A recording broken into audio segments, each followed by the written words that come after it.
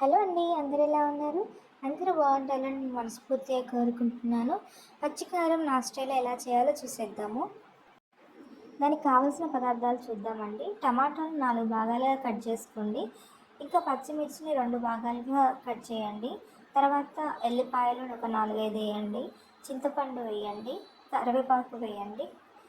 ఇంకా జీలకర్ర వేయండి. ఇంకా ఫైనల్‌గా నా సీక్రెట్ ఇంగ్రీడియంట్ 2 టేబుల్ స్పూన్స్ కందిపప్పు వేయండి. ఇలా వేయడం వల్ల చాలా టేస్టీగా ఉంటుంది. రెగ్యులర్ దానికంటే ఇది ఇంకా టేస్ట్ ఉంటుందండి. ఒకసారి ట్రై చేసి చూడండి. ఎలా ఉందో కమెంట్స్‌లో చెప్పండి.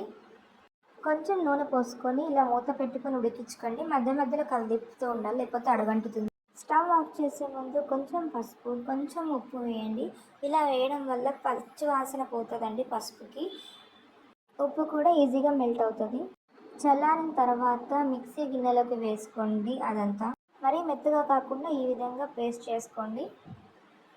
తర్వాత స్టవ్ ఆన్ చేసుకొని కళాయి పెట్టుకొని నూనె వేడి ఎక్కిన తర్వాత సిమ్లో చేసుకుందామండి. లేకపోతే నూనె వేడి ఎక్కడం వల్ల తాలింపు గింజలు అనేవి మాడిపోతాయి. తాలింపు గింజలు, ఇంకా కరివేపాకు, ఇంకా ఎండుమిర్చి, ఎల్లుల్లిపాయలు కొంచెం కచ్చపచ్చ దంచుకొని వేసుకొని తాలింపు చేసుకోవాలండి. మిక్సీలో పట్టిన పచ్చడిని తాలింపులో వేసి కొంచెం మగ్గనిచ్చిన తర్వాత స్టవ్ ఆఫ్ చేయండి. అంతేనండి, గుమగుమలాంటి పచ్చికారం రెడీ అయింది. ఒకసారి ట్రై చేయండి. Thank you. Subscribe my channel.